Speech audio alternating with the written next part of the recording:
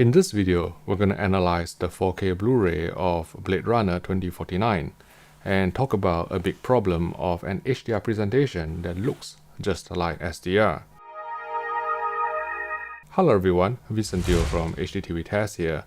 I hold in my hand a UK copy of Blade Runner 2049, the 4K Blu-ray version, and we're going to analyze it using a Canon DP-V3120, which I have been testing recently.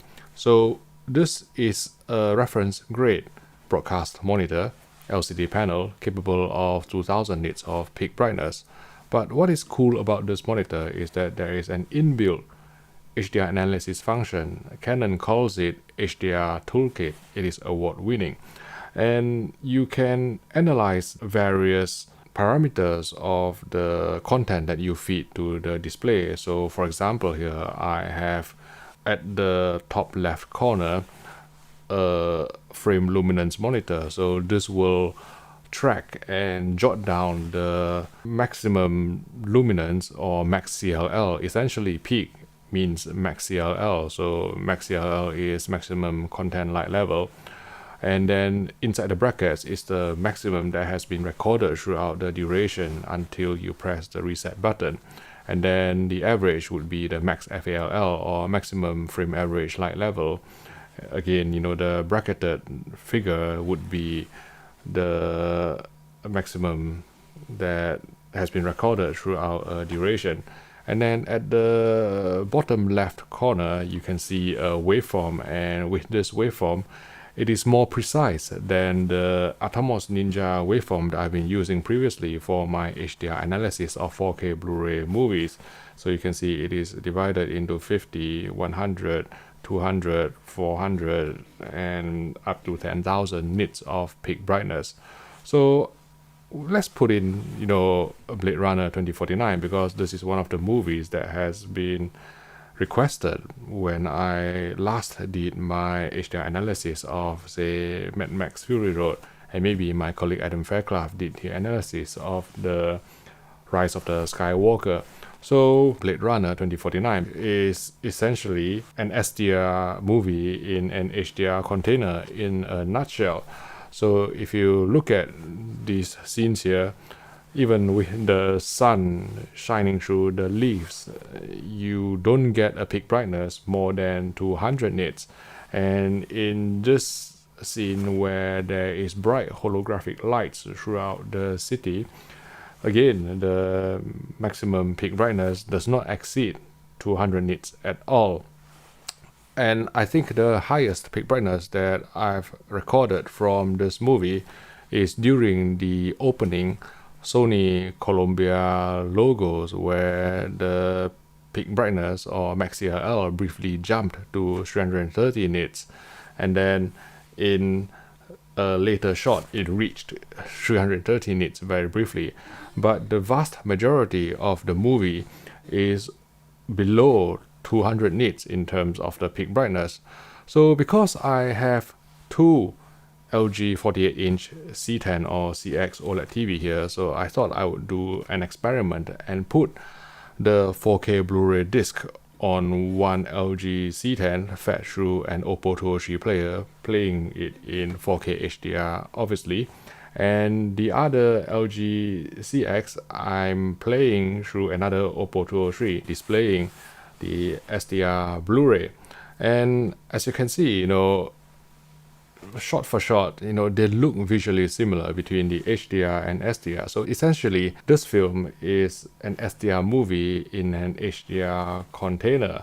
And here's the thing, when I discussed, let's say, The Mandalorian, which was below 300 nits, and let's say when I discussed the Star Wars movie, which I thought was upscale from SDR in terms of the waveform analysis, I think, I received a lot of criticism from some of you guys, and maybe even some colorists out there, who says that, I'm really not respecting the creator's intent, which I think, it's not fair, because, me, being a videophile, being someone who values color accuracy, values video fidelity, I'm all for creative intent. But I think, to put an SDR movie in an HDR container and to try to sell it as HDR is a bit misleading. The studios or the DPs or the directors, if they are so anti-HDR, and Roger Deakins, who was the DP for Blade Runner 2049, is famously against HDR. He doesn't like HDR, so you can understand the SDR-like grade. But I think, if you want to maintain creative intent, you can easily put out some content, maybe through streaming or whatever, label it as SDR rather than, force it as HDR. Obviously, they can charge more money, and maybe that's the whole point, but I think it is a bit misleading. I think when I did my videos criticizing the Mandalorian and also maybe Star Wars, there was a guy in the industry who wrote to me and said that, HDR is just a range, right? And obviously it is up to the DP and the colorist and the director to decide, whether to utilize the entire range. And the analogy that he used was that, we won't criticize, let's say, a black and white movie, even though it is within a Rec 709 container. And to a certain extent, I agree, but I put it to you like this. Let's say the artist, which was black and white, right? It was in a Rec 709 container, but it was not sold as a color movie, if you get what I mean. It is sold as a black and white movie. It was advertised, marketed as a black and white movie. Whereas, on Blade Runner 2049, right, you have this label on the disc here, really, really big. I don't know whether you can see it from the camera because of the focusing and stuff. I'll try to put it as close to my face as possible. So you can see HDR, high dynamic range.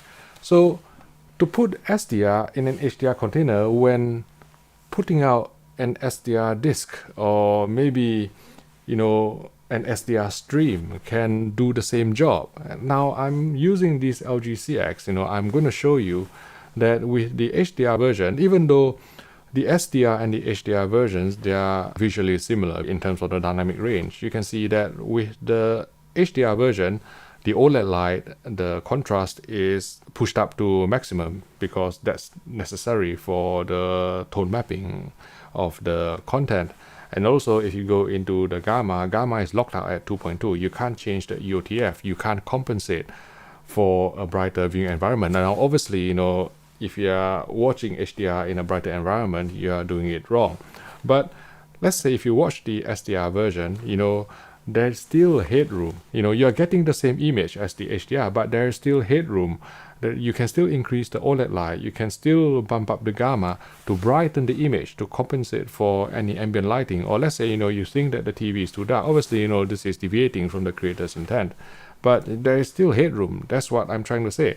And with the HDR version, you are basically asking the HDR TV to pump out more light just to produce visually similar image in terms of the dynamic range as the SDR version, which uses less energy, less power. I think it is misleading. It is not showcasing what HDR is all about. Many people buy HDR televisions. They go home and, they buy a shiny Blu-ray disc, Blade Runner 2049. They read a few reviews saying that it's reference grade, fantastic Atmos soundtrack, beautiful cinematography, and then take it back. And then it's just dim as hell because of the tone mapping of the display. And I think I've used the term fake HDR before to describe this, and I got blasted for it, which is why I have this jacket on while filming this. It is basically flame proof. And this SDR in HDR container type movie, why can't I call them fake HDR? But if you have any dispute in the terminology, then maybe we could use, let's say, subdued HDR grade, or hocus pocus HDR.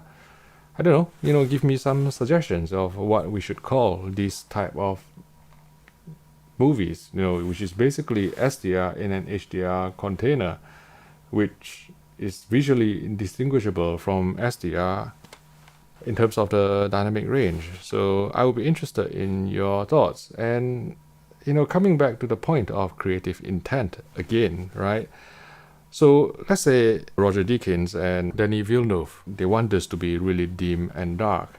Does that free them from any criticism in terms of the grade they could easily have put out just to Blu-ray disc? It's just like me, saying that, let's say, currently I have extremely good lighting on my face, right? But, my creative intent, right? My creative intent is for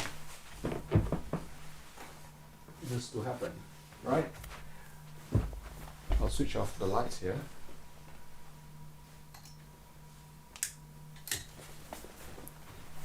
So I've switched off the lights here, right? And this is my creative intent. Obviously, you can respect my creative intent, but most of you would probably just turn away, unsubscribe from me, unless some of you like my voice for ASMR purposes. But I would lose a ton of subscribers, for creative intent. And I suggest that, yes, you can respect creative intent. You can respect, right? Let me turn on the lights first.